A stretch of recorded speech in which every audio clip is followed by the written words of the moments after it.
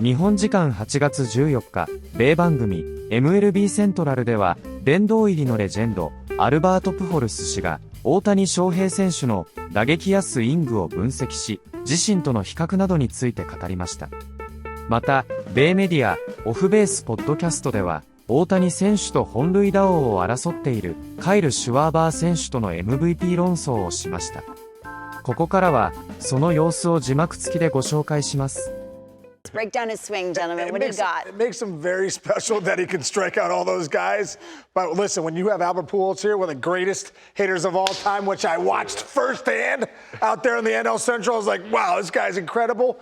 We got to break down Ohtani. And Albert, I'm so excited because, you got a chance to see this guy when he first came in the league. I mean, that first day. When you look back at Ohtani, what's different about him now than when he first came into the league?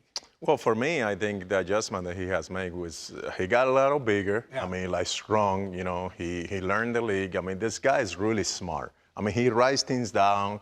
And from the first time I met him in 2018, 17, whenever we got it with the Angels, I had an opportunity to work out with him before we went to spring training. And I saw the talent. And I remember when we got to spring training, he was struggling, high leg kick, and he was just getting adjusted to the big league level, from being in Japan.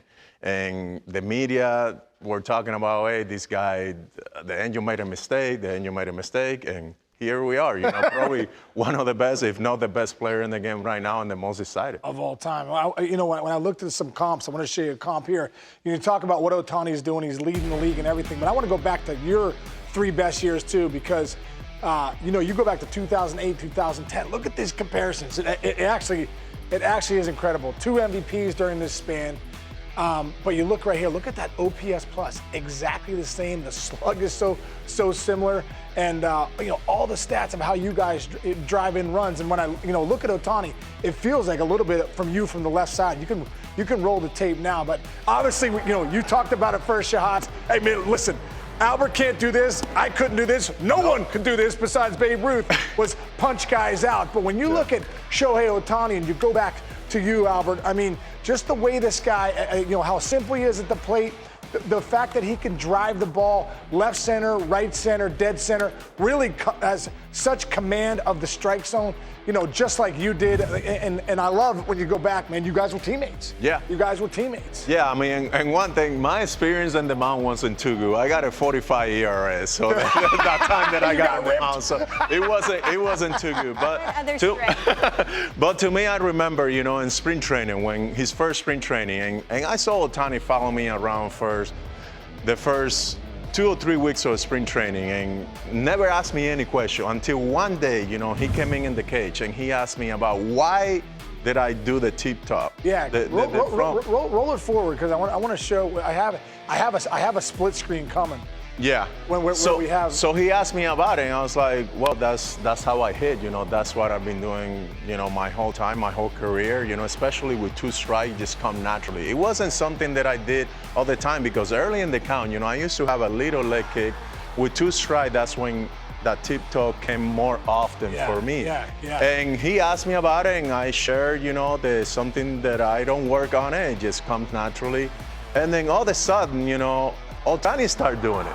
I mean, later on in that season, he started doing it because when he got to the league, he had a high leg kick. Yeah. And he was getting jammed. He didn't get that front foot down at time, especially for the breaking ball. So he saw that he was struggling. And sooner or later, he started doing that tip toe. So right there. Go ahead and show us, Al, what you're talking about. Well, his front side, if you look at right here, his front side, he started doing this little thing and he started feeling comfortable. I mean, and I don't want to take any credit of that. All his credit is going to Ohtani making the adjustment that he had to do. But look how similar. When you look at that, he felt that he was getting jammed and that put him into a strong position. And he understood that he doesn't have to pull the ball to hit the ball out of the ballpark. I mean, when he's good, this guy go from pole to pole, hit the ball to left field, to center field, to right field, and he understood that. He understood that he's so strong that if he can just let the ball get deep and be in a good balanced position to make a good swing, he's gonna hit the ball out of the ballpark. I mean, it's pretty impressive what he has done over the last, 6 or 7 years. The adjustment that he made, not just with the language, but, getting strong, learning the league, and then getting in that mound, every 5th or 6th days. It's pretty special. I want to talk about that for a second. You can pause the tape right here really quick because I want to get into a conversation with you. Because I love what you said there about letting the ball get deep. Because the language nowadays in a lot of things is, hey, the party's out front. The party's out front. And I know playing 12 years in the big leagues and you playing 20 plus years in the big leagues, be careful with the party out front, because if you want to be a great hitter, you have to own the back part of the plate. Can you talk about that a little bit when you say, hey, Ohtani started to learn to let the ball get a little deeper, because he goes to left center better than most people in the game. We're talking, I can use the T here since we have it here, but a lot of hitting coaches don't like the T. This is my bread and butter. Whenever I was struggling, I go to the cage and use the T, because when you're trying to find your swing, what do you want to do? Build consistent. You want to be consistent on the swing, and I feel like if I had the ball in the tee, no movement at all, I'm going to repeat the swing over and over and over, and I had this little routine where I put the ball on the outside, on the play in the corner. I think you guys saw it. Vladdy has the same routine because we talked Vladimir Guerrero Jr. and over the All-Star game a couple of weeks ago, we break it down. But I just started with my back foot here, let that ball get deep, boom. And then take about 5 or 10 swing and just try to focus on hitting the ball the other way. Then I move it to the middle. And the same spot, which is tough, same thing, just try to let the ball get deep. I don't say that in the game, you're gonna let the ball get this deep. Right. Again, you're gonna catch it here in front. But what that prepares you, that time that we do let the ball get so deep, you train your body so hard that you're gonna react to the base when you're gonna hit a bullet on the gap or maybe a line drive over first base head. So I'm not a big fan about catching the ball in front here, because if I train this on hitting and coming and getting, before you know, you start drifting the body forward. And now you're catching the ball way too much in front. Right, and I think sometimes too, with the pitching nowadays too, guys make their money. I feel like the best pitchers make their money in that last 5 feet with the balls cutting and sinking. A lot of movement. So visually, if I'm working on letting the ball get deeper, I'm visually better on a take. That ball's sinking, I'm gonna take it. So I love what you said. And what do you think nowadays too? A lot of organizations don't like using tees. There's organizations out there now that their tees aren't even in the minor leagues. I remember when I went with the Dodgers after I got released with the Angels. Robert and the hitting coaches, they really didn't like it. And I remember some of the guys say, well, what are you gonna tell Albert right now, not to use the tee? But this is something that I did in the minor league. And this game is about making adjustment. What gets you prepared for the game, and the tee was the best thing for me. Yeah, I agree, man, and I agree. And it's the one spot that you can work on things all the time and get your. And I shared with you early, this is what I used to do. I put the ball in the middle, and I try to play a little game in my mind. Just drive the ball back to the middle on the line, like line drive. And my goal was try to hit 10 in a row. And if I don't hit 10 in a row, I go back to 0. Sometimes I used to have 9. I need 1 more and boom, make it out. Start over. And if I told myself, if I pop that ball up in the air, it was an out, and I start back over. Love it, man. You don't Absolutely hit 10 in a row, you go back to 0. Yeah, there's a lot of reasons why I was not a good hitter, but that is one of them. Work ethic is one of them. Because Albert, I'm not going to lie to you, that sounds mind-numbing.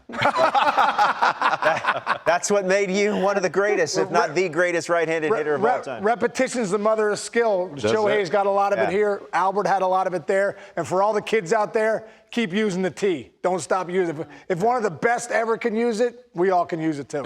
I'm like, all right, I hit 4. Now let's go in and watch Happy Days. Let's do that. Sounds fun. Speaking of Kyle Schwarber, as of Friday, Shohei Ohtani was minus 1450 to win the National League MVP.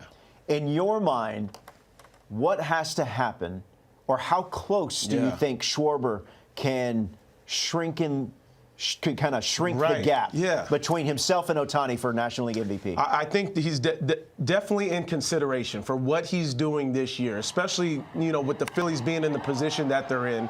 The numbers speak for themselves. But I think it'll be tough because now we've seen Shohei. First of all, Shohei from an injury or a pitching standpoint, he would have to be done. right? Like realistically, he would have to be done pitching at this point because what we just saw him do recently in the last start is looking like there's no possibility somebody else could take MVP from him. Yeah. But as far as the conversation goes, I don't even think at the beginning of the season we would be saying Schwarber and Ohtani. Right? Like realistically, at the beginning of the season, are you saying Schwarber and Ohtani at the top for MVP? I don't think so. And I think you're right. At this point, Shohei Ohtani needs his own separate award. He's in his own lane, right? You know, he might need his own league at this point. But the fact that Shohei Ohtani's going to hit 40 and he's striking out, you know, it's wild. 8 dudes per start in 4 innings of work. It's unbelievable. いかがでしたでしょうか。このチャンネルでは日本人メジャーリーガーなどを中心に野球情報をお届けしています。この動画が良かったら高評価、チャンネル登録をよろしくお願いいたします。今回も最後までご覧いただきありがとうございました。それではまた次の動画でお会いしましょう。